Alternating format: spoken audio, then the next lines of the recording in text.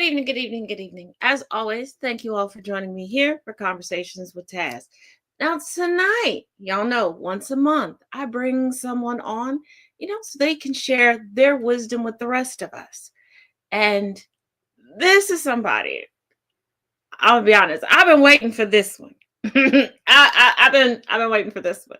If you do not know this magnificent being, you are in for a treat.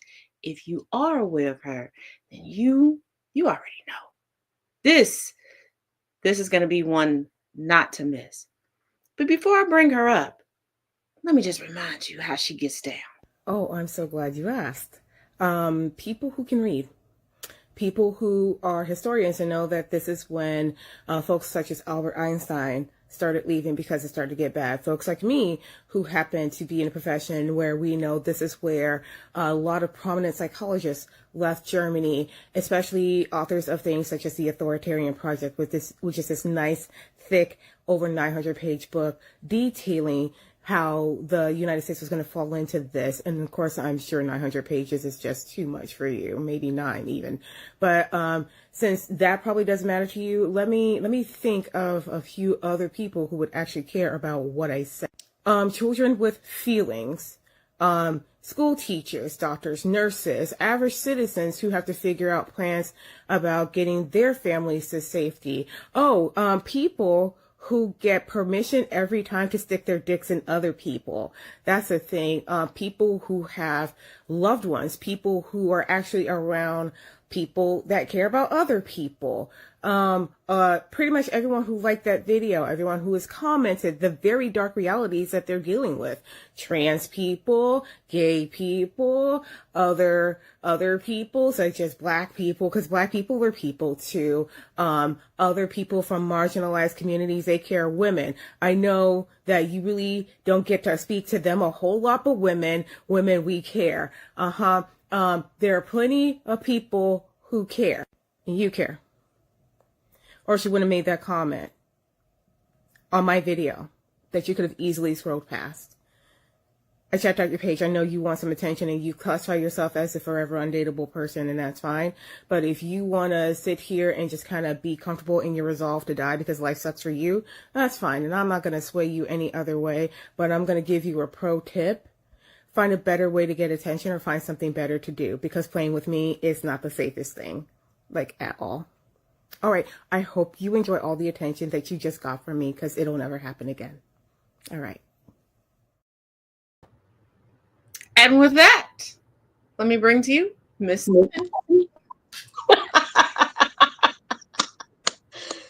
Thank you for having me, and that's funny. I keep forgetting sometimes my mouth goes off. We love that. Oh. Thank you. Here. People know who you are. Who I am. Hi, my name is Sunitha. I am an IO psychologist. That's an industrial organizational psychologist with a focus in work diversity and organization. I am currently a grant writer for a Native American tribe with a 95% funding rate, meaning that 95% of the grants I write do get funded for the tribe. I am in my internship currently to become a clinical mental health counselor. I specialize in LGBTQ affirming care, neurodivergent care, and all around work with children and moms specifically. And I am a mother myself. I have a 13-year-old daughter. I have an ex-husband, my husband, to borrow from Tony Braxton, who is still one of my best friends. And I am what I like to call a whole lot of chaotic good wrapped up in some ADHD goodness. And so pretty too. Oh, thank you. Now I know some people discovered you from clapbacks like I displayed. Some people really got on the sit bandwagon regarding your breakdown of Project 2025. Mm-hmm. And given that you did such an expert level breakdown of Project 2025, What are you seeing right now with this administration? What I'm seeing with the administration is the fruition of nerds gone wrong. I'm seeing the fruition of the white-based ego that the idea of this nation was built upon. And I believe what we're seeing right now, specifically with our government, is the repeating, the recycling of history, where they did not account for the caveats of improved technology and improved globalism, because we are all globally connected now. They didn't account for the caveats, and they didn't account for a world where bullies don't get to just bulldoze people without repercussions.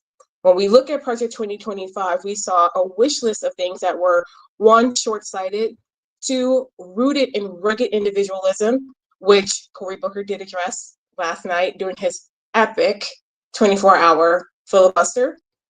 And we are seeing the death throes of a party that was rooted in white men being able to dictate the standards of life and love and living and finances for everyone else. And what we're also seeing is them having a reckoning of, that's not what we're going to do now. It's not going to go the way that you think. In regards to, for those of you all that don't know, the Heritage Foundation. One, let me clear this up for a lot of people. The Heritage Foundation is not about conservatism. It's about financial gain. That's why they were created. Right. The Heritage Foundation has had its claws in DC since the Reagan administration. And I bring up Reagan because Project 2025, to me, is looking like Reagan and Nixon had a baby.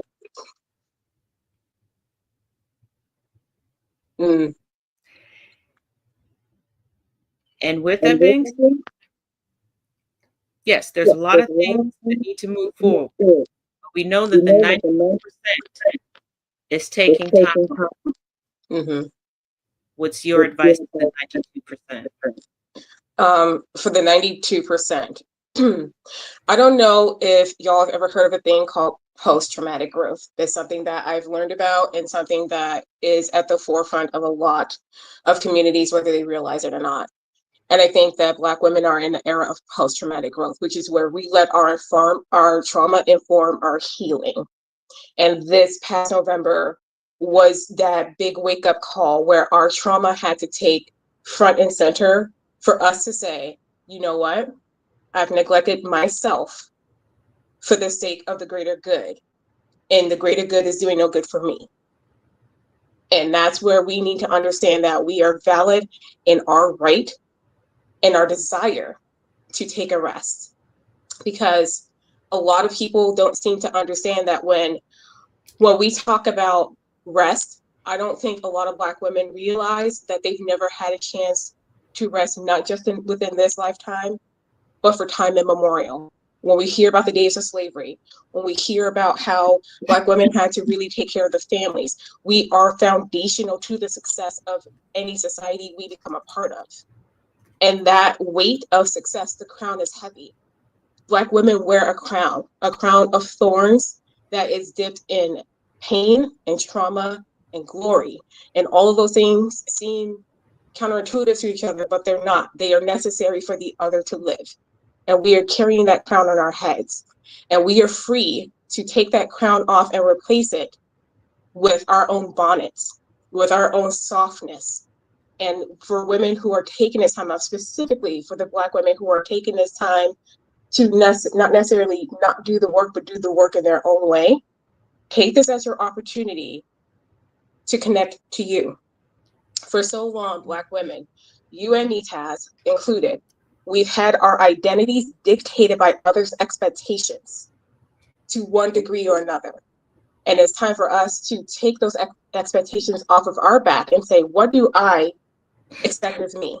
What do I want for me? Because we always put ourselves last. And then for those who are religious, those of us who went to church, what did the Bible say? Those who were last shall be first. It is our time to be first. Because if we expect the rest of the world to recognize our glory, we have to recognize our own. And in recognizing our glory is recognizing that we have earned the right to rest. And we need to realize that it was ridiculous that we even needed to earn the right to rest. Rest is crucial. Rest is necessary. Rest is a birthright. It is a right. And it was something that was stripped from us for the sake of everyone else. And now is our time to reclaim that. Now, of course, I gotta ask you about the flip side. For those that aren't used to Black women taking PTO days, what's your advice for them? For those who aren't used to women taking PTO days, fix your own damn sandwich. Fix your own. There's a thing where we understand, and we've seen it in our families, and this is transracial, where we've seen people love their children to death, where we've seen people love their kids into laziness, love their kids into graves. We as Black women have loved people into complacency. And for those who are resting in that complacency, your time is up. And now is your chance to look at what Black women have done. We made the template. The template is there. The mold is made. So take that as your opportunity to look through and learn the lessons and build yourself up. I had a friend who used to say, what would they do if you weren't here? And she would say that about family members who came to me all the time to solve problems or pay a bill or something like that. What would they do if you weren't here? And this is a chance for those who are complacent to go, what would I have done if Black women weren't here? What would we have done as a collective if Black women weren't consistently and constantly leading the charge? Because whatever answer you come up with, that's your foundation. Build up. Build up. Because the only reason why a lot of people resent Black women right now is because you can't do what Black women do. And sometimes it's not even a matter of can't, you just won't. You just won't. You're doing intellectual and emotional laziness as a cop-out for saving your own lives, saving your own asses. And if you don't want to do that, okay. But just know, it will always have to be at the forefront. What would happen if Black women weren't here? Because that is what they are trying to accomplish. So what are you going to do if we are no longer in the picture, if we are no longer at your disposal? So take this time, learn, grow, read, take the lessons, look at the TikToks, look at the notes, do what you have to do, and then do it. Oh, yes. Because I can I try not to get unhinged every time I see somebody in the comment section already defeating themselves. Mm-hmm. And they're like, oh, when is somebody gonna do this? When are you? Like, y'all do know you can get up and do these things for yourself. Absolutely. It's not gonna be the end of your world. It'll be okay. No. Even if you fall down, put a Band-Aid on it, you'll be all right. Clean it first. I forgot. We got to clean it first. Disinfect, y'all. Disinfect. Clean it first. Jesus. Well, the thing I think we need to understand is that a lot of people who are coming from this Sophia's point are coming from a place of fear. And one thing that I have to emphatically reinforce with a lot of people is that fear is a learned behavior. That means that the fear was put in us. Now, even if it wasn't put in you by Black women, the fear was put in you by the people who did the things, what you've seen them do to Black women. So the fear exists, and you're thinking, if they're out of the way, then that means it's going to come my way. But the great thing is, what can be learned can be unlearned. That's the great thing about learning. Whatever you learn, you can unlearn fear. That's why desensitization therapy exists. You can unlearn fear. But what you also have to learn within its place, because once you unlearn something, that means that something new has to be learned in tandem. And what you're learning is self-sufficiency. And what you're learning is competence. basic competence, because how do y'all not know to not put a deadline on a boycott? Why do Black women have to get in spaces and remind y'all, hey, don't tell companies we're going to boycott for 7 days. Stop giving them your game plan. Stop showing your hand. And these are these basic building blocks that y'all have to learn how to do. So when you're moving from a place of defeatism, you're moving from a place of fear, and you're moving from a place of fear because you've seen what some of the bad stuff is that can happen. And then that's when you shift into that, I don't want that to happen to me. So unlearn the fear, because that fear is driving your selfishness, and your selfishness is driving your demand for protection, and your demand for protection is causing harm to a group of people who've sustained that harm for far too long. Now, I will say, because when I spoke to you about coming on, I had no idea Cory Booker was going to do what Cory Booker did, and I'm glad he did it for two reasons. But given that he concluded yesterday, this is so on par. There is a big conversation going on, calling it performative.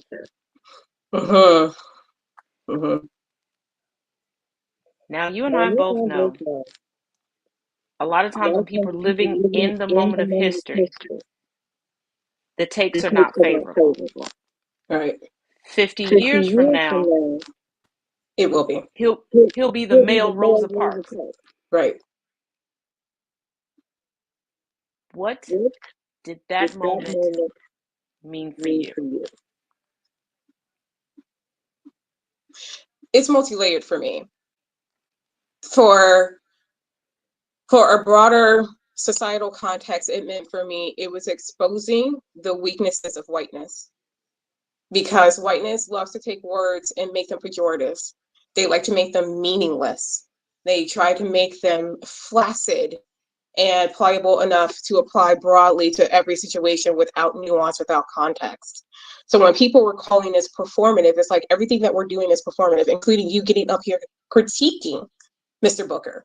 I don't agree. I am not a fan of Cory Booker, not by any stretch of the imagination, but that was a phenomenal feat. And to get up there and call it performative shows that the weakness lies in someone is doing what you can't do. So you're going to demean it and diminish it the best way you know how, which is to apply a word that you've already reduced to damn near nothing. People have reduced the word performative to damn near nothing. And they've made it so negative in connotation, not understanding that all it really is at this point is an adjective. Performative is an adjective. It can be applied in multiple contexts. What comes down to is the way Whitney Elise said it. What is performative with substance, and what is just an empty gesture? What Cory Booker did was not an empty gesture. It was a call. It was a reckoning. It was if you can stand what he said, if he can stand here for bigotry, then I can stand here for liberty. I can stand here for civil rights. And that's what it comes down to, because if you think Cory Booker was performative, then guess what? Every single one of your calls for boycotts, every single one of your abstaining from certain performers or platforms, all performative and by their own metric, meaningless. So maybe people needed to veer away from that word, performative, on a societal level and start getting honest with the fact that what they're contending with is their own sense of jealousy. That they didn't do it first, because it is not lost on me that the person to do this was in fact a Black man taking the record from a white man. It was never lost on me. And in that moment, societal whiteness was threatened. And whether they believe it or not, they acted out and spoke out because of that perceived threat to their identity. For me, on a personal level, I found it astounding. I found it astounding because I am a big fan of the saying, and you've heard me say it 1,000 times. Do what you can with what you have where you are. That's exactly what Cory Booker did. And yes, Eleanor Roosevelt said that quote, but Cory Booker made it. He embodied it. He became the human personification of stand 10 toes, do what you can where you are with what you have.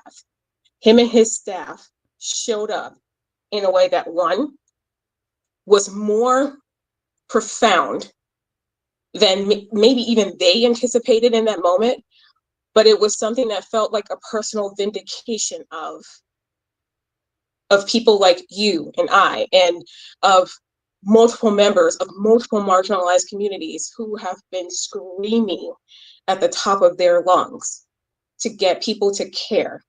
And what he did was stand there in the void and use constituents' voices and made them listen to our voices in a way that many of our representatives haven't done in a very long time. So I personally felt vindicated by the fact that people got the chance to believe what you and I and so many others say to them, which is your voice matters. We're listening. It matters. If you don't say it, we can never know it. And so I think that on a personal level, I was incredibly proud of him doing essentially an extension of the work that we've all done, that we all continue to do, and that he held his bladder, because, girl, let me tell you, there's no way. With the way my bladder likes to play games with me, there's no way I would have made it. There's no way. Oh, I made it a smooth 20 minutes. Right. Been over. Now I know that it was 25 hours, and Mhm. we know I watch C-SPAN and politics like is a telenovela. There was one part where he spoke about John Lewis Mhm. stepping in as a father figure, as he was an adult, as he was on Capitol Hill. Mhm. And I bring this up because a lot of people believe that at a certain age, they don't need to be parented again. Mm. But we do need to be parented to the grave. And the bigger message, because as he's standing on the congressional floor, to me, Mhm. he was letting you know that he's willing to be our father, which as a black woman was poignant because they always look at us to be the mom. Like when Right. Kamala Harris said what her stepchildren called her, and then everybody in the country wanted to call her. And I kept telling them, no, we don't get to call her mama. Exactly. And it's in that moment, on top of him saying rugged individualism isn't going to move us towards change. Period. And with that, as a black woman, you grow up in a community, Mhm. whether you stay in that particular community / family or not, we all have to venture out and put together our own community, our own family. Right. What have you learned in your transition from your original till now? Oh, that's a. Ooh. Oh, Well, you thought this was gonna be easy? I did, girl, but damn. Okay. Damn. Well, I grew up in Chicago, Illinois. I grew up in the inner city of Chicago. Shout out to Camerlin. And I did not grow up in a home with a father. I had a male uncle who was about, I believe, 15 years or so older than me. And he was a dick. He was a complete asshole. So I didn't have really a father figure. I grew up in a house full of strong women. Bitches by far, just straight up bitches, but strong women. So I never really had the model of what being parented by a father would look like. So I've never been comfortable in leaning on men, because all I've learned at an early age is that they're very disappointing. And when I left that community, I moved out of Chicago at the age of 21. When I moved out, I realized that there are in fact certain things that having a father would have brought to the having a good father, a present father, would have prepared me for in the world that I wasn't prepared for. A lot of ups and downs in relationships, a lot of pitfalls, not really knowing myself in relation to men, because I was the oldest daughter, the only daughter. So I've only been in the role of caretaker to men, the responsible one. I didn't know how to love a man. I didn't know how to be in a relationship in a man where I didn't feel compelled to take care of him, to make sure that I was showing up in the way that would make him want to essentially keep me or hold on to me. And then when I met my ex-husband, it felt like meeting the other half of myself in terms of this is someone who also knows what it is to always be in a position of taking care of someone.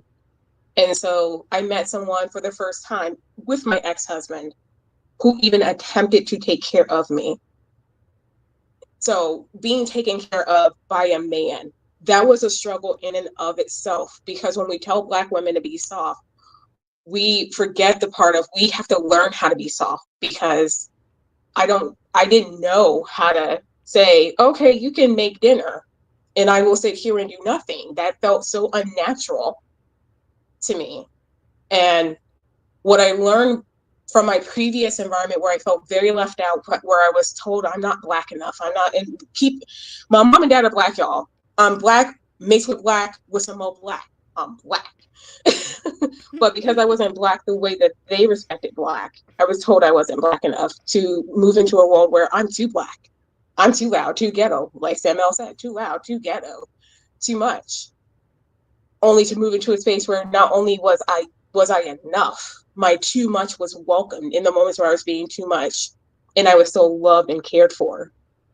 So it was an interesting thing to learn to be in a space where I could trust in being taken care of. And that allowed me to rest enough, to strengthen up enough to become the kind of mother that I never had but needed, to become a kind of mother I needed to be to my daughter, because we do need to be parented to the grave. But sometimes that parenting has to come from ourselves. And I'm parenting one child, I'm reparenting myself.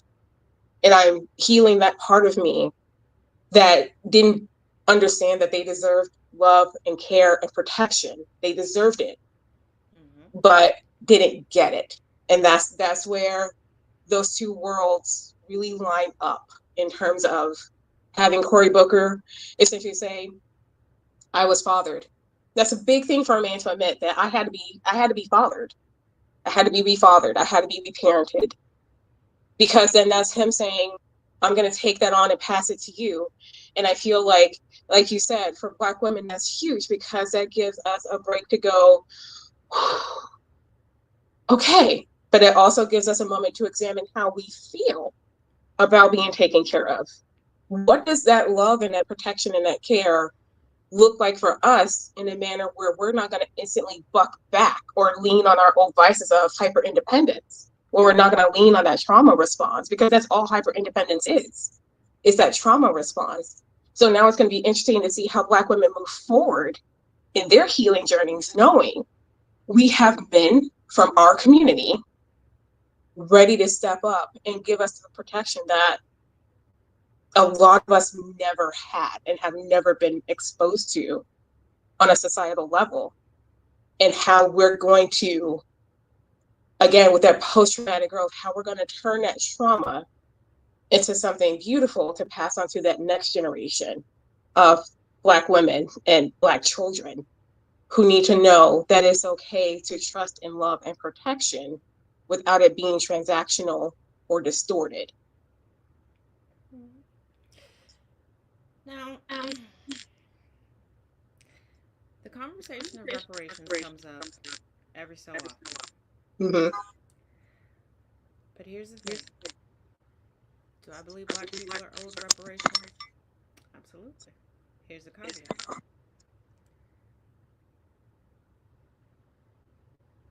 Everybody, and I mean everybody, Mm-hmm. owes Black women reparations. Mm-hmm. Black women, more often than not, Black women are trained and not raised. Mm-hmm. Everybody else can be a kid and do kid things. We are taught to stay in the kid's place, but we have adult responsibilities.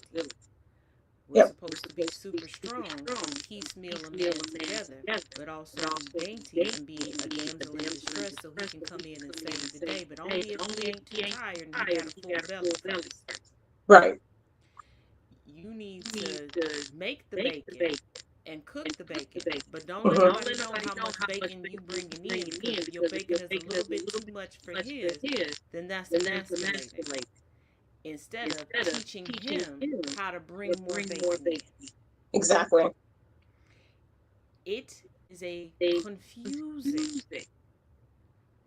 and frustrating way to live. Yeah. The only safe space we have is subsets of other black women. Yep. So therefore, people watching, whether you call yourself an ally to black women, an advocate of black women. First of all, stop giving yourself titles that we didn't give you. Please. Um, but if you want to say that you have our back,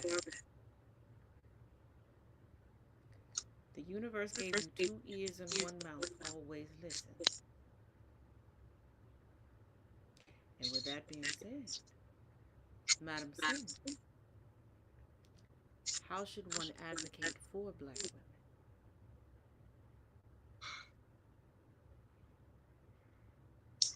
I think the first step of advocation is recognizing the humanity. Mm-hmm. You have to put that which you or whom you are advocating for on that same level as you. And I think a lot of people don't put Black people on the same level as them. They don't give us baseline equal humanity first. And in that, it becomes condescending, it becomes patronizing, and it becomes insulting when they say that they are our allies or they're advocating for reparations, because what they're doing is putting us in this very victimhood space. Well, yeah, we were victimized, we were mistreated, we were wrong. But because people don't know how to look at victims with empathy over sympathy, because they are in fact different, because they don't know how to empathize with the situation without becoming sympathetic and condescending, they end up causing a lot more harm and adding to the trauma that our communities feel, specifically Black women that we get. And they end up making us sour on advocacy that is outside of our own subsets, outside of our own community. So if you want to be a strong advocate, recognize the humanity first and foremost. And when I say recognizing humanity, I don't mean lip service. No, you're a person, I'm a person. No, what does personhood mean to you? Do you recognize my pain? Do you recognize that I too crave love, time, attention, success, financial stability? That I also deserve to be believed in personal relationships and friendships and broader spaces in society? Do you believe that my child is as important as your child? Do you believe my life is as important as your life and as valuable as your life? Do you believe that I am someone who has humanity? I'm not going to ask you if I deserve a goddamn thing. I'm not asking you if I deserve it. Of course I deserve it. I'm a person. First step is, do you believe I'm a person? And then you move on from there. But people don't need any other tips of advocacy until they get that first one down. Is, do you understand that I'm a person? Because what does personhood mean to you? And do I fit that standard? Do I fit that parameter? Because if you can't look at me as a person, you're looking at me as a project. And you believe projects are something that you can start and stop and put down and get back to when you're ready. You don't do that to people. You can't treat people like a handbag or a project. So until you don't see me as a project or a poor you or a symptom or a consequence of a system, because let's keep it a stack. Y'all look at Black women as a consequence of a system, Like they wouldn't be this way if it was this way. I'm not a consequence. I'm a person. And until you can say that without, she's a person, but you're not going to advocate for anyone, anywhere, anytime successfully. I'm a person. Period. Start there. Absolutely. Now, okay, I'm gonna lighten up a little bit. You know I love picking your brain. You know I love picking your brain. Okay, you're Pick so away. if you weren't so brilliant, then I would do that. But I told y'all, my friends are cooler than yours. Just telling y'all out there, my friends are cooler than yours. But okay, one lighter question. Here we go. You had an island. This is Sin's Island. Okay. All of your favorite things are there. Okay. Now you can include 5 men that as long as they're on the island, whatever you say goes. Who them 5 men is? The 5 mans. Mm-hmm. Who? Do I have to name names or a type? It's your question. You can answer it however you want. You ain't got to say that. Okay. I'm gonna ask you later. You ain't got to say it. Okay, first I need a pretty boy. I do need a pretty boy. I need like an Idris Elba type. Okay. Just to be like, because the pretty boys are going to be honest with you about when you're not looking good. And since we're on an island, I'm like, Idris, is my skin good? Is it? Because if my skin not right, we got a problem. Black may not crack, but it does get dry. So I need to know, do I need to moisturize a little bit more? Tell me what's up. And that would be his job, is you gotta be my mirror. Like mirror on the wall. Idris in my face. How am I looking? And give me the real. Don't lie to me. Because Idris does make sure his wife is very moisturized. Okay, and look. very put together. Right. That's what I'm saying. saying. About that. Yeah. He makes sure that your moisturizer game is on point. I'm like, I need that in my life. If I can't wear makeup, at the very least, moisturizer. I gotta be all right. Just Okay. The second is gonna be basically like my cuddle puppy. He's gonna be the one where I get the affection. I am a person that when I need affection, I want it. But when I'm done, get the fuck up off me, go somewhere else. Don't. I am not a very lovey-dovey type in that sense where I need it all the time. I just need it at certain pockets, and I need you to not be somebody who cries about it. I just need you to know that you are here for the hugs, you're here for the snuggle. And when I say go somewhere, that's what you do. I don't care where you go. Just get away from me. That's all I need. My third is my smash and dash. This is the back blower. This is the one who's like, it's like, you know what? I'm stressed out. I need some. Me and my best friend call it an attitude fixer. That's what he is. I need you to come fix my attitude. So fix my attitude. Your back scratcher. Get my back scratcher. Right. My back scratcher. My back blowout. I need you to fix my attitude like now. And I need him to be. It's almost like I don't want to say a dom type, but it does. He would have to be a dom type. I'm a pretty feisty lady. So I need someone who like, shut up and let me love you. Let me blow this back out real quick because you're tired and you're hungry and you need some stress. So here, eat some food. Let me blow your back out. Shut up.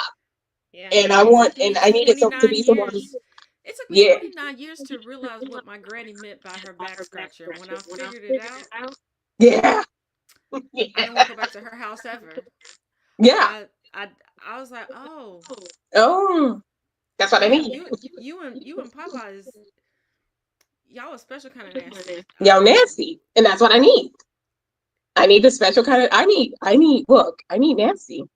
I need nasty. I understand that, but at 29, you're not supposed to go visit your granny and Papa. And she's like, oh, go to the back room and get this. And they got a whole camera set up over their bed. I left. You learned. You're supposed to know. Like when I say don't come over here. Yo, come over here. I was like, you know what? Y'all, oh, I'm a, mm-mm. She's like, I thought she wanted to borrow such and such. I'll buy my own. Never mind. Right, right, exactly. You're a Fourth fourth type, type. he'd have to be my smart guy. He'd have to be the one I could have the stimulating conversations with. That was one thing I was lacking in my marriage, which was he's a great guy, and a lot of people didn't understand that separation. It's like, but I finally got to the point where I realized what I was missing. And one, let's keep it real. No one person is going to meet all of your needs. They can get close and meet most of them, but no one person is going to meet every single one of your needs. Sure. And I need someone who is kind of in that realm where I can let that brainy part that you like out. Believe it or not, I don't get to be this person in my everyday life, just in my casual life. At work, I'm this. At home, I'm not. And that's fine. That's really fine. But there are days when those ideas are bouncing around in my head, and I need to be able to turn over to you and go, hey, babe, what do you think about blah, blah, blah? And you're able to feed back to me in a way that is equal or even surpasses me. I want us to be able to share those ideas because I want someone who doesn't compete with me, but adds to it. It understands I'm not trying to compete with them. I want someone I can learn from. You've heard me say, if I'm the smartest person in the room, get the fuck out of the room. I don't want to be the smartest person in the room. But that person, so I would need my brainy boy for sure. And if and this is where I do get particular, if he has like a nice, I like a scruffy guy. Like if you have a little bit of scruffy scruff and you can like talk the shit, you know what I mean? My God, I'm just like, I'm hooked. I'm in. I'm like, spit that he might actually take the attitude fixer's place.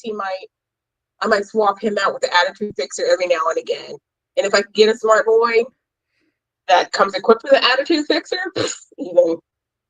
even better. You can always swap it out. Right. The final gentleman. The final gentleman would just be my homie.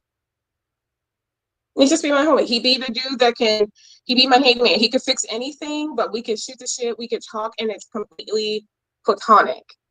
He doesn't have to be gay because straight men know how to be friends, know how to be platonic friends with women. I don't know why people don't believe that, but just that person I can shoot the shit, and that actually makes all the other ones act right. I need him to be my best friend that's like, he'll get them to act right, but he'll come and tell me if shit's popping off, like, hey, I'm not trying to start no shit, but attitude fixer had said, I need that guy. I need my best friend there. Yeah, I ain't gonna lie. I am that person. I ain't trying to start this shit, but I tell immediately. You're my man. Yeah, somebody came up to me and was like, "Oh, I know your cousin such and such. We used to date." I kid you not. Hey, cuz, you know her. What you say your mama name was? Yeah, yep, that's the one that live on. No. You're right. If anybody ever be like Taz talking about you behind your back, no, she didn't. No, she didn't. Told me expeditiously. Yeah. I will tell you to your face. Ain't no secrets. Don't tell me no secret about my friend, because it ain't no secret no more. I done told her. I told her. That's who I need. That's who my fifth man would have to be. He'd have to be my. And they was like, you told her in detail. Oh, I was transcribing while you was talking. Right. I thought you saw me. I did it. I had sent out the transcript and everything. It's getting trademarked. It's getting copywritten right now.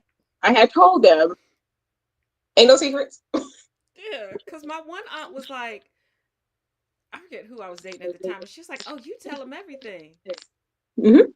I was like, "Sweetheart, I used to tell Grandma and Granddaddy everything about you." Okay.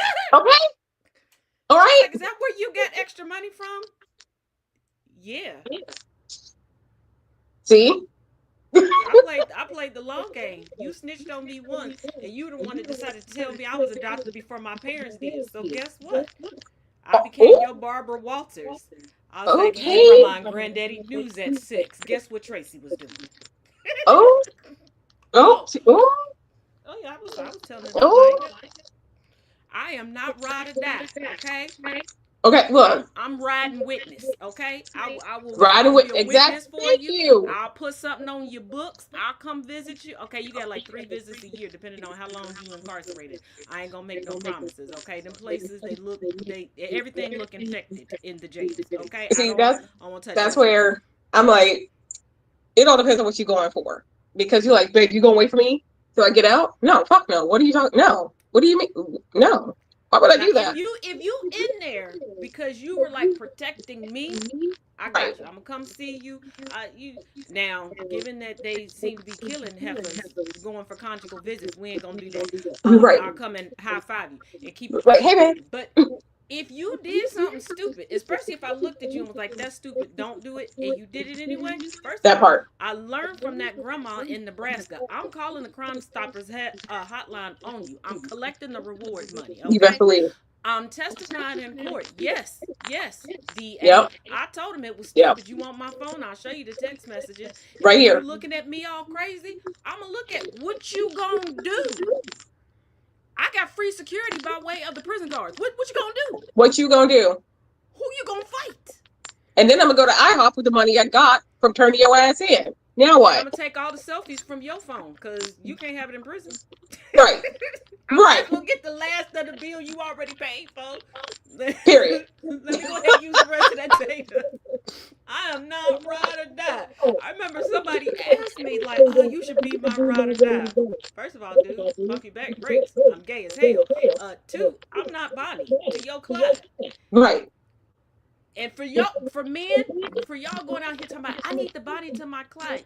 Y'all do realize Bonnie was married to somebody else the whole time and Clyde was gay. Right. Now I will be your Bonnie if you want me to. I'll peg you if that's what you like. I do it. I mean, it's gonna cost you $29.95 every 30 Just minutes. let me do But my I'm doing stretches it. first. Right. It's Yeah, gonna cost you. but no. I am. What is that chick from Love and Hip Hop? I'm not doing. Oh, Yandy and Mendices. I ain't doing that. See, I don't watch Papoose Love and and Hip Remy Hop. Ma. I No, ain't I doing. don't. I Remy, I watched the know Remy. clips.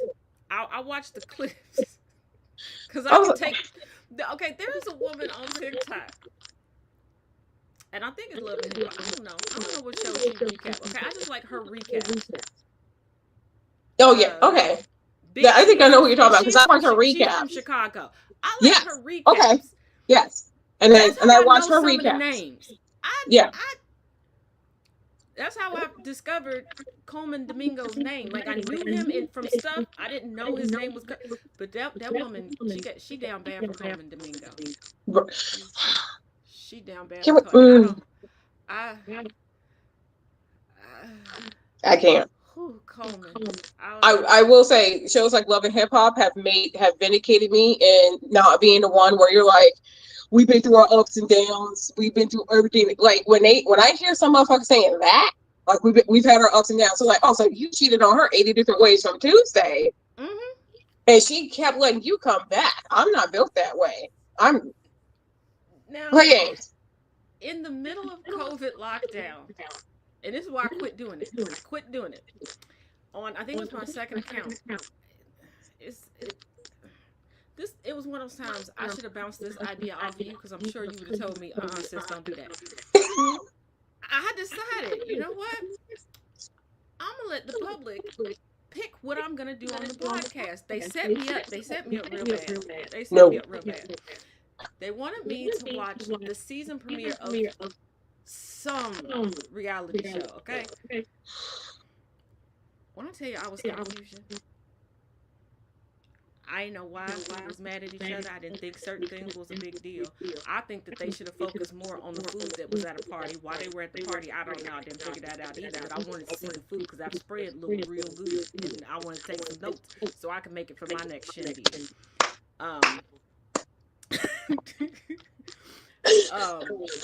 Pepper from Salt and Pepper was on the show, and she had on a cute outfit, but they wouldn't show the full outfit of hers. So I was mad about that because I wanted to see the full outfit. I think it was a fire outfit, but I couldn't tell. They was getting her at weird angles, and I wanted to see the whole outfit.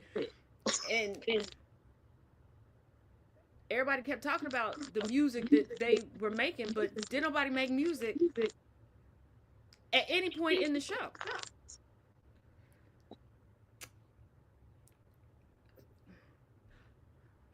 And I was like, y'all name all of these shows after stuff that don't happen in the show. And everybody in the comments, hee hee hee hee. Yep, okay.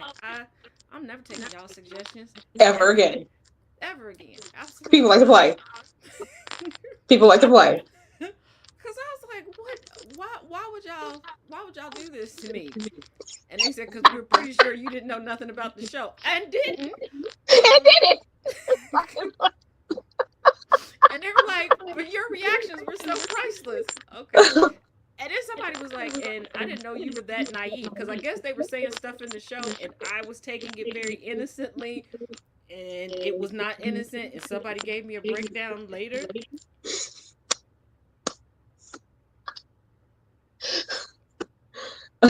And I was like, you can say stuff like that on TV? And I'm with you. I don't, when people say certain stuff, I have a friend that I would text and I'd be like, hey, John, do you happen to know what this is? And he's like, don't look that up. Don't do it.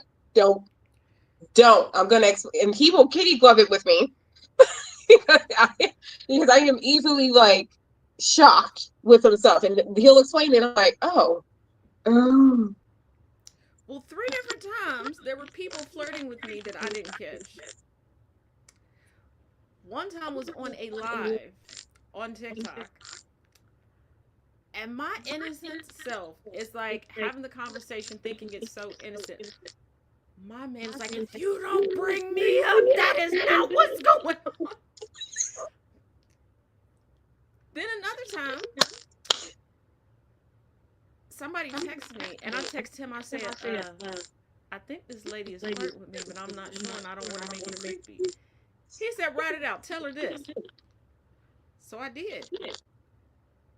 That escalated quickly.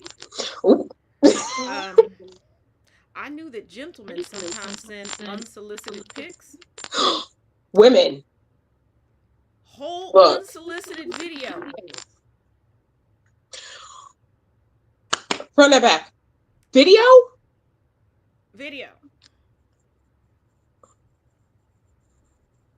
And I just sat frozen because he's now like, what happened? I said, I need to explain this to you, but I feel like if I explain this to you, we might now be committing a crime because of what just came through my phone. I said, I don't even know if I can legally show this to you. I said, just to be clear, I didn't ask for this. I don't even know how we got here. I was just like, I went into my, 90s TV sitcom trying to flirt mode, like, hey, what do you like to do for fun? Video, oh, heifer, you need Jesus. Alabama, you Hindu gods. Why? Oh, Lord. You asked. You asked, and she just told why. She could be with demonstration.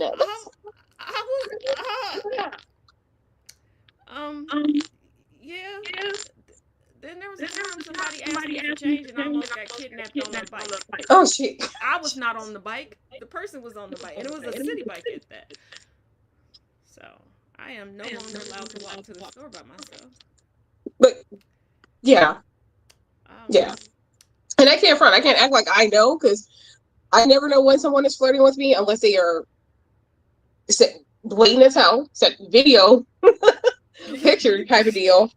And I've been single for a minute now, but it's I want someone, but I'm it's like, I need you to be okay with being casual. I need you to like, and the dudes that keep trying to actually spit game at me in person, like the ones I've actually tried to give a chance, they want a relationship. They're like, no, we should go like have brunch together. And it's like, oh, that's couple shit. Oh, no. Oh, you caught feelers. I think they have antibiotics for that, but like, you caught feelings. You got to go over there. That's just contagious. Like, I don't want feelings just yet. And the dudes who aren't in the feelings, they're they're too young. Because when I'm just like, oh, so how old are you? 20? Oh, you said 20. If it's 20 in front of your age, no. I am no. I had somebody hit me with the, age ain't nothing but a number. Look, R. Kelly, leave me the hell alone. Absolutely not. Absolutely not. You need to understand something, okay? I've been the only girl. I've been living on my own. I don't want nobody touching my stuff. As a matter of fact, I don't even want you looking at my stuff. Just, no. Period. No. It's like, if I gotta pack you a school lunch, we ain't got shit to talk about. Not you coming home. The person was like, well, I heard you could have a girlfriend. Let me explain to you the parameters of being my girlfriend, okay? You can call yourself girlfriend, but it's not really girlfriend, okay? It is girl sometime friend. It is girl acquaintance, okay? You can't spend the night, okay? When the sun's starting to set, you have to go. Look at me as a sundown. Now, don't let the sun go down and you over here. Don't be all kissy face and everything like that. Absolutely not. Okay. Basically, you're like a gopher. Bring me some snacks and leave me alone. I'm telling you, that's they hit you me. and I. Would you share books with me, Heifer? If you touch my books, I'm sending you to the up. I'm hurting you. I'm hurting you. Like, why I always want to immediately share stuff? Immediately. And it's like there's I will admit, there is only one person who can hit me up right now and be like, Sin, I want us to be a thing. I want us to give this a try. And I would be like, immediately yes. Yes. Yep. Everybody else, no. I even have my room set up where I have like a mini fridge and a snack box on top. So if you happen to make it this far and you're like, so what are we about to watch? No, homie, get yourself a drink. Get yourself a snack. This is a smash and dash. Already got your Uber on the way. Unless they already have their own car. It's like, hey, get a snack, get something to drink. Go ahead and get gone. This is not what this is at all. Want to share stuff. Want to share, want to be. And I have, like, I'm gonna just swirl you around my room right now. Like, this is how big my room is. I have a king size bed to myself, multiple pillows. And usually dudes are like this. Also, we gonna be a thing. And it's like, nah. Now all those pillows are for me. That king size bed is for me. Me and my books. My book sleeps next to me. You need to go. That's my books spot. What are you doing? Going somewhere. Like, no. It's just while being in my 40s. Because in my 20s, it was like I wanted that relationship. I wanted that immediate connection and the title and the everything. And now they're like, we could go do this. We could plan a vacation. Sir, I don't plan on seeing you after 11:59 p.m. tonight. What are you talking about? I've been the same way with this. Now, yes, current relationship, it's shocking the shit out of everybody. Okay, it shocks the shit out of me sometimes. I look in the mirror like, oh, you for real? You serious? Because, like, I never wanted to share stuff. I never wanted to share space.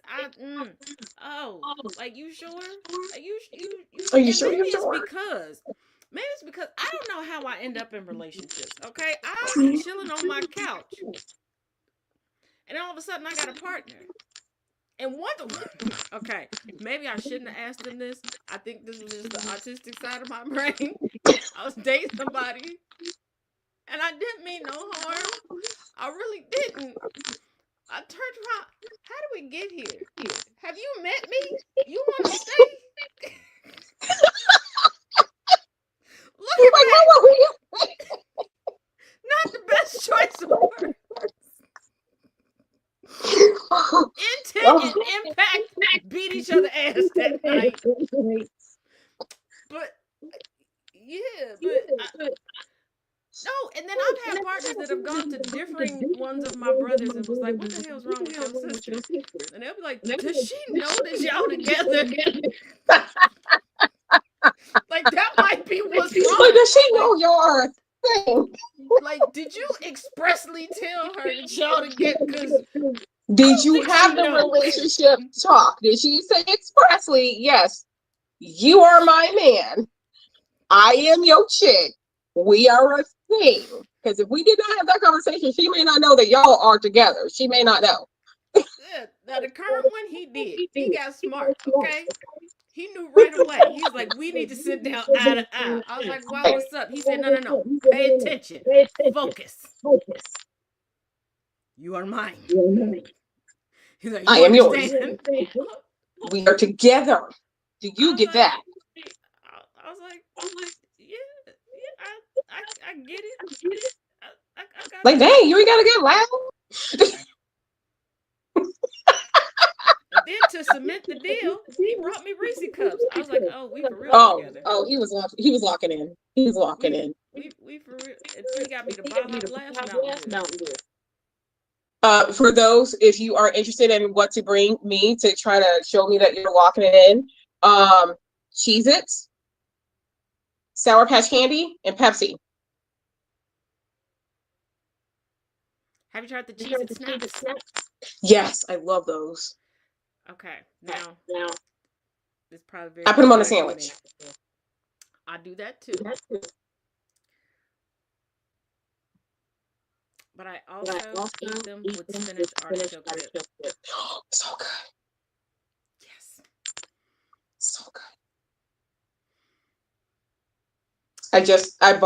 I went to Costco and got the jar of artichoke hearts because I saw the TikTok on how to make it from scratch. And I'm like, say less. The second I have more free time, I'm making me some fresh spinach artichoke dip and I'm getting some Cheez-It snaps. And I'm like, oh, it's happening. It's happening. Mm-hmm.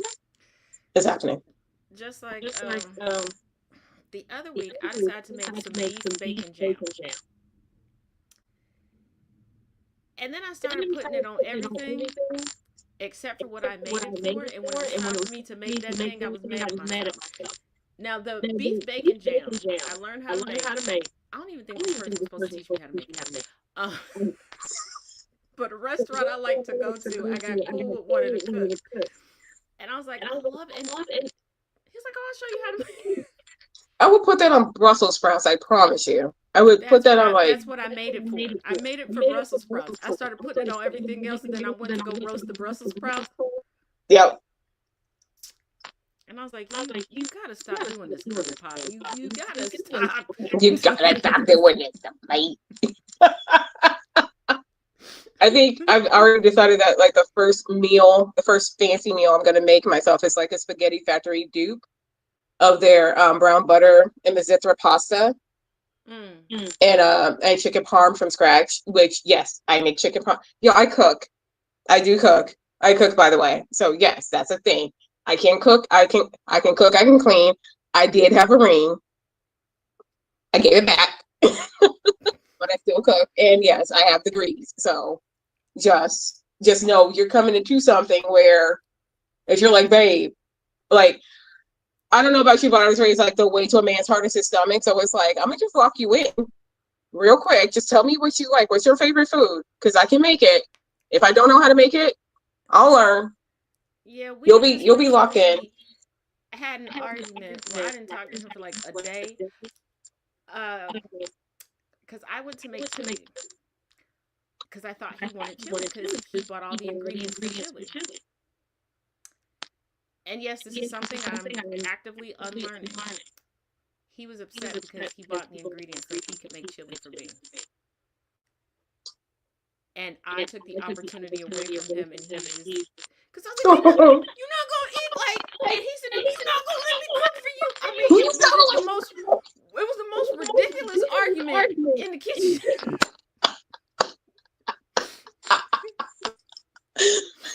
And the height distance, so I'm like, you're not gonna eat with me. I do need somebody tall. I need someone tall because tall doesn't intimidate me, but I just want somebody who can get shit from the top shelf with no problem. Like that's like the foreplay at 40 is at 45 in your 40s is just different because it's like, yeah, you get that from the top shelf. Yeah, you do that. Yeah. Mm-hmm. You go ahead and get that. Yeah, you go ahead and open that. All those things that I know how to do myself. It's like I'm leaning into that. All those little ways. It's like, yeah, baby, you open that jar. Yeah, you do that. Now go ahead. You make me the sandwich the way you want to make the sandwich. Mm-hmm. You do that because I hooked my ex-husband. I hooked him in because I I made him grilled cheese, and everyone's like, "Well, grilled cheese is grilled cheese," but I made mine with cheddar and mozzarella, and I seasoned the bread. And they was like, "What the what?" And I was like, "Oh, you ain't know?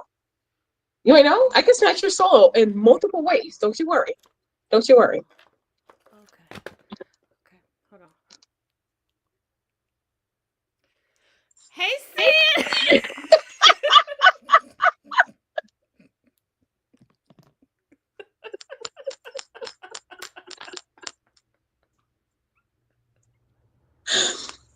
Yes. we, Like you we want a got. girlfriend? I mean, it's long distance, but okay. I mean, I could. I'm long distance from everybody at this point. And I'm my daddy ain't shit. He was like, so you just are you importing or are you exporting yourself?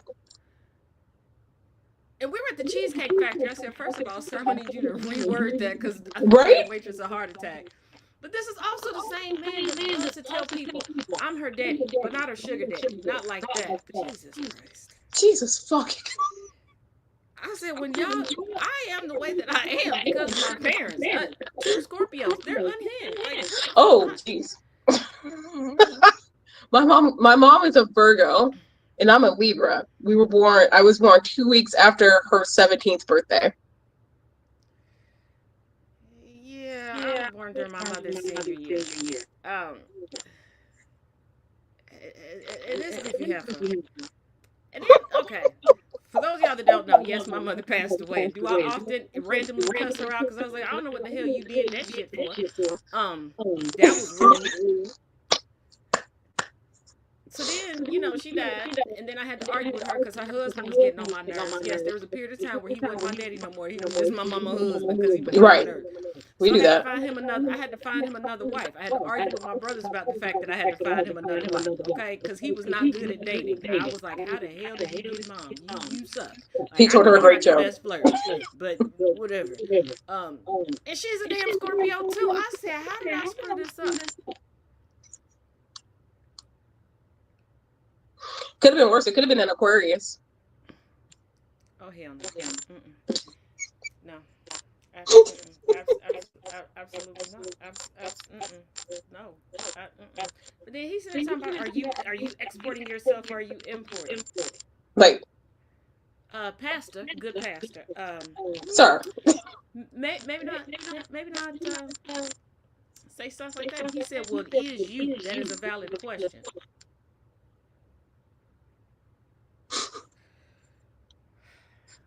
You're not wrong, but this is one of them conversations I don't think we should be having. Like we're very much so out in public. And the waitress is just standing there like she don't know what to do. Like, this tip better be good. This tip Like better be this good. is before she could come over and introduce herself. We ain't got water yet, okay? She does not. She.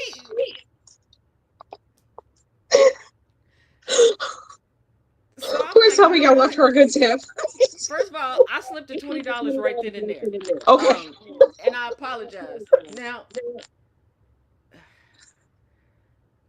my daddy has a $50 tip rule. He starts at like depending on the place that it is, it starts at $50 and then it goes up from there. So she had a minimum of $50 coming. Easily. And then I'm placing my drink order. His rude ass. I'm gonna save you some time with my daughter. You can go ahead and take her silverware away. Just bring her a cloth napkin. She has her own silverware. She gonna say she wants tea. Really, all she wants you to do is bring her hot water because she got tea and everything in her bag. You's a snitch. Why would you?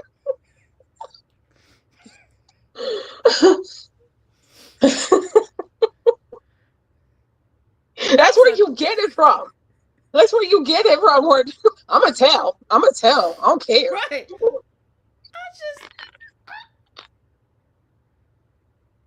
This was right around Christmas too, and I wasn't gonna be in town for Christmas. So he's like, here's your Christmas gift. He hands me an envelope. I said, no, seriously, where's my gift? He's like, well, I didn't go shopping for everybody this year. I don't give a damn. So I I'm opened not it. everybody. And he goes, well, I gave you more than I gave your brothers, but don't tell them. Oh, I'm gonna tell them. I'm gonna tell him. Snitch on me again. I'm gonna send a picture in the group chat right now. Daddy love me more than y'all. Because I had posted a picture when he took me to Walgreens, and before we got to the restaurant, I'm like, y'all, I'm starving. They're like, oh, he's reading Christmas cards. No, he's not. He ain't reading shit. He about to put money in them cards. It don't matter what it say. Right. I mean, Happy Hanukkah. Here you go. Said, Merry Christmas. I said, y'all, watch that video again. That man is counting the cards. And they were like, yeah. I said, I know my daddy. He did buy me candy at Walgreens. I mean, because Walgreens candy game do be on point. You get the theater box candy. They have so many options that they do have good candy options. I will give them that.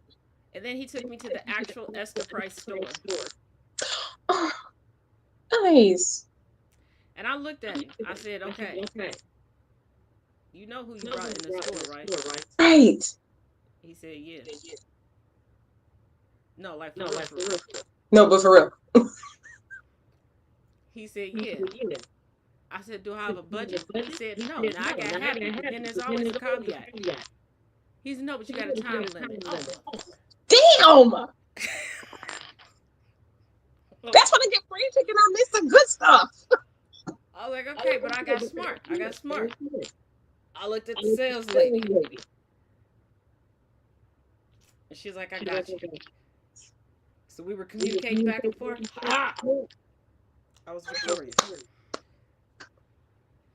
I told him when it's time to go to the nursing home, I'm going to tell you ain't got a budget either. Right. But you got 3 minutes to pick one out of these brochures I drop in front of you.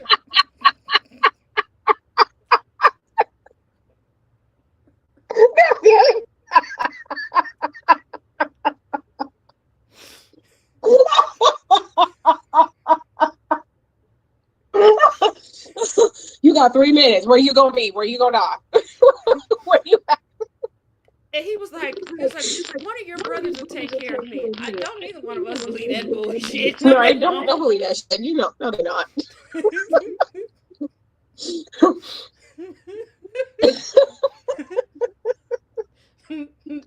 No, they're not. Oh. I was like, hey, your wife older than you. So right. I'm your retirement plan, motherfucker. Like, call me AARP. Call me Affleck, motherfucker. It's me. Affleck.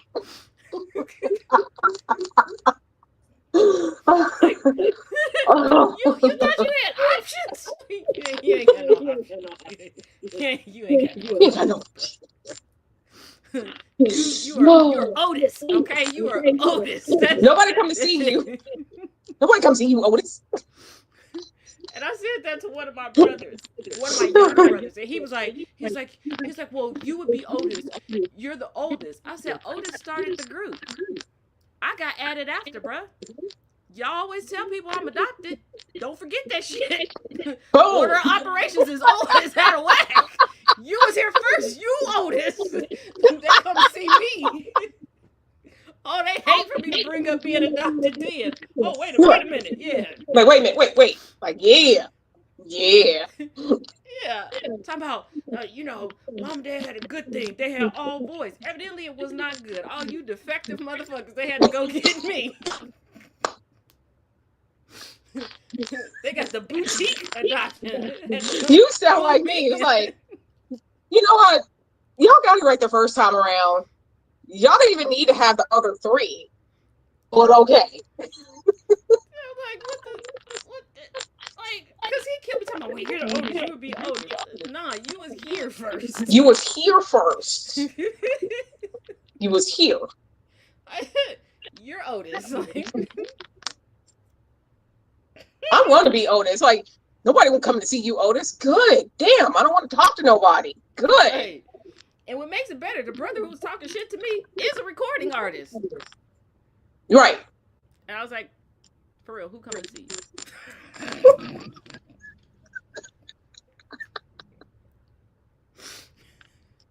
Don't get me When wrong, y'all. you're I love my done. brother. He is very talented. He is a gospel artist. Okay, he ain't out here woo. Well, he is woo woo wooing, but yeah, but still, and everybody right now getting they outfits together for Chris Brown and Beyonce. Ain't nobody out here talking about when the next Kurt Franklin concert. I gotta get my outfit together. No, I love the Lord, Stop! but Y'all let's want to be get ready to real. stop? Stop! Make me clap my hands. GG, are you with me? Oh yeah, Oh yeah. sure you ain't going nowhere.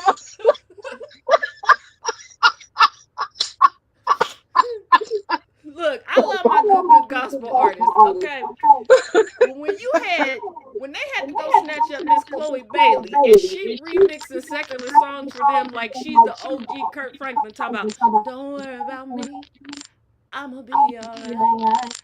God G-O-D. Girl, that's not how that song go. That's not how they go. Cause I was like, oh, Chloe did a cover to this. Oh no, wait a minute. Look. And then I was like, who got her to do that? Did you see her debut album? Did y'all miss it? Miss Bailey was like, I don't know if y'all know about this body, but you're about to find out about it. Cause sis was like, I'm like, okay, Lord, okay. Go ahead, Chloe. You do it. Because if I had it like that, if I was shaped like that, I promise you, boo, I would. I wouldn't act right. Sweetheart, I would be teetering so close to indecency laws. Okay, right. I would be on that. Like if I was built like Megan, if I was built like Meg, I'd be doing all of that.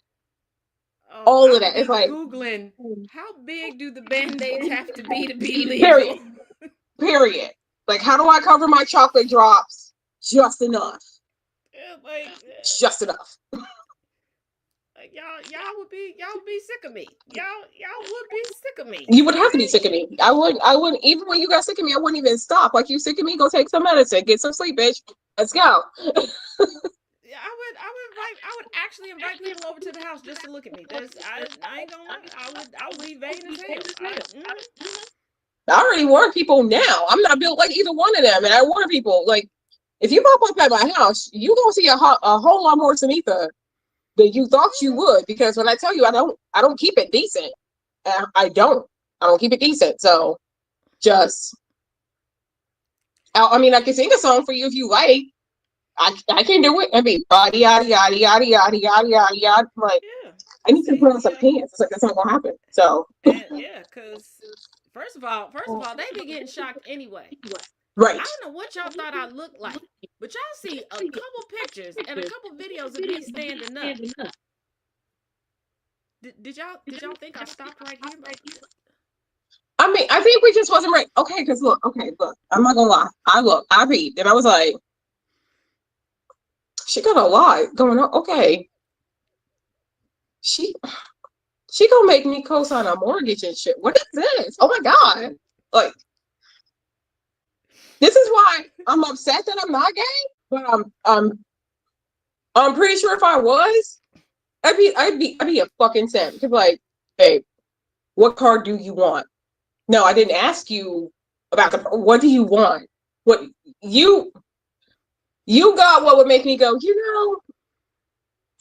retirement accounts are overrated. What you need? What you want? Just I'm a guy. I can't take it with me. What you need? Because a couple people have met me face to face off the apps, and they're like, and one person was like, "Oh, you grown? You grown? Like, you grown? And I bet you smell good too. Because if you look good and you smell good, it's over. It's over. It's like, damn. I was trying not to catch feelings, but there we go. Okay. Yeah, I have a friend, and him and his wife became friends because of how I smell. Yes. And every time somebody goes, "How did y'all become friends?" They like how I smell.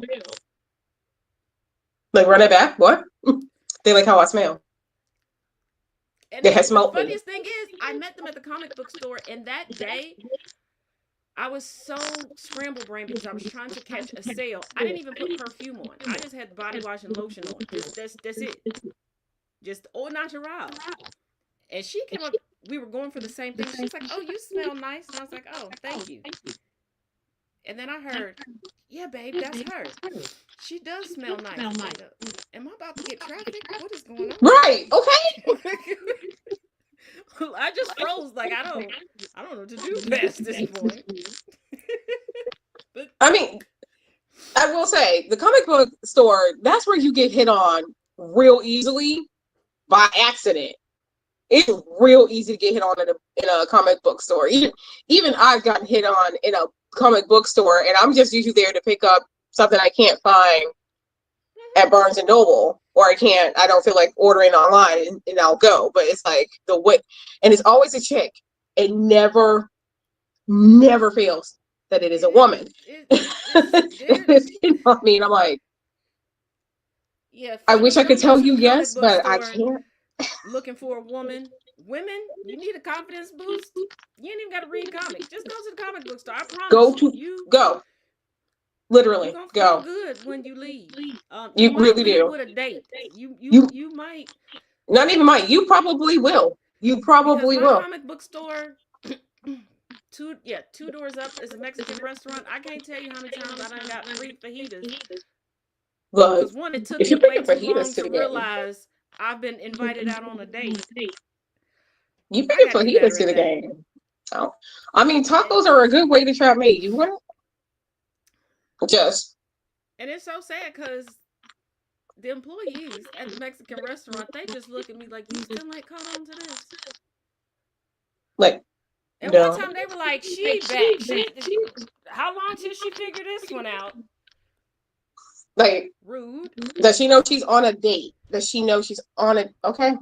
I know I It's want some just steak and shrimp fajitas, so I don't really care. I can't have shrimp. It's so sad. So sad. I can in certain quantities, and then it has to be a very long stretch in between, and then I can have it again. I can't do it at all, and it's unfortunate. And I think I'm actually gonna start taking that. I'm gonna start taking dudes on, or let them take me. Let them take me on a taco date because I want to see how you handle. If you can't handle a taco right, we ain't got shit else to talk about, and I need to see your taco choices. I need to get to the Yeah, nitty gritty of who you are, and I think a taco date is the best way to do that. a taco date is the way to go. Now, unfortunately for me, when we went on a taco date, um, the guy behind the counter was a bit of a dick because he really stuffed his tacos better than mine. And I'm looking at like, you did this shit on purpose. Like, okay, I'm gonna just wait till he go to the bathroom and I'm gonna switch these plates. I hope you Right. notice. Period. Period. I'm just like, what you mean? No, that was your taco. What you mean? We're so bad. Once again, thank you so Thank much you. for joining me. And you must come back now. You must I come back. will. Thank you for having me. I really love being here. And let the people know where they can find all of your lovely content. You can find all of my lovely content on TikTok at the Sin Sin. And you can also, I am also on Substack under the same because yes, I do write. And I do have public Instagram, tt.sinsin. And you can find me there. Other than that, you can find me talking to lovely people like my friend here because I only say yes to very, very few. You are my first YouTube podcast that I said yes to. First one. So you just popped my YouTube podcast cherry. You popped my cherry. You know I'm telling everybody that now, right? Oh, the Yeah. rest of the week. The rest of the week, y'all gonna be sick of me. Y'all I've been asked by a few people. You're the only person I said yes to.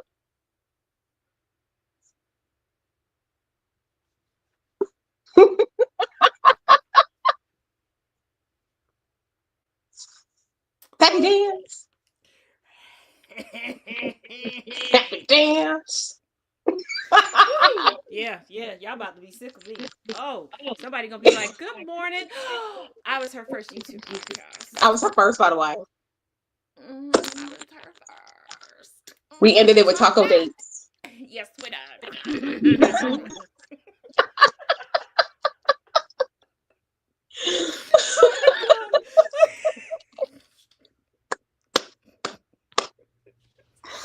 Oh, you gotta love the diversity of Black women, because we tackle some tough topics and then we let our hair down.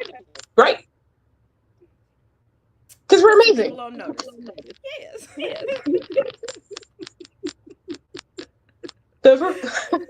But thank you so much for having me. This was a blast. And yes, you will be able to get me again. I should be done with school come July, so I will have a lot more free time and energy to do this again. It should be fun. And hopefully by then I will actually have I'll have someone or something to bug about a taco date. I'm just saying, we can say it on the TikTok live. That seems to work for me. Just realize. I don't know, because I think I'm gonna have to meet them in person, because TikTok be bringing some interesting people your way. Yeah. Okay. Yeah. That is very true. Or you could be like my brother, and he found his forever person in Costco. Look, Costco be it. I love Costco. Yeah, but they were at the food court. They started noticing it every time they went to Costco on the same day around the same time and getting the same thing from the concession stand. I said, that's how y'all decided this was gonna work. That's so cute. I said, okay, I'm happy for y'all. But found love in a hopeless place. Yeah, but I was like, but didn't either one of y'all think to bring me something from Costco? Okay, that part. Because they were sitting in my living room telling me this story. Okay. You could have brought me a chicken bake. You, like, nothing? You didn't bring me no Sunday, nothing? I said, okay, I'm gonna need y'all to go back down the street to Costco and then come back. I'll gush over y'all being a The hot dog only $1.50. You couldn't bring me nothing? Right, and I mean, it's literally down the street. They left down there and came in. I was super mad. Like, I don't give a damn about y'all being in look. The fuck is that? Oh, hell no. Leave and come back. I might open your back when you come. Like, no. He gonna call daddy. I'm telling on you. I don't give a damn. He don't even like you.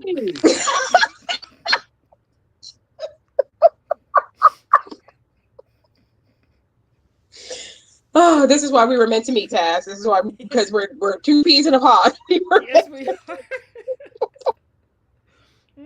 Much love. Thank you all. Much love. And for those watching, I will see you all, yes, tomorrow for Think About It Thursdays. And y'all know it's going to be a wild ride, because I got to get you caught up on all of this week's news events and tie in a little history. And if you have not got caught up on this week's anti-racism journey, you'll need to. Full disclosure, it's 17 minutes long, but it's iconic Black veterans. So give me a little leeway. I know I normally don't give y'all videos that long to watch. Y'all can do it. You can do this. I believe in you. Me not so much, but I know you can do it. I believe in about half of y'all. Let me be honest. But as always, each one teach one, each one reach one. Bye-bye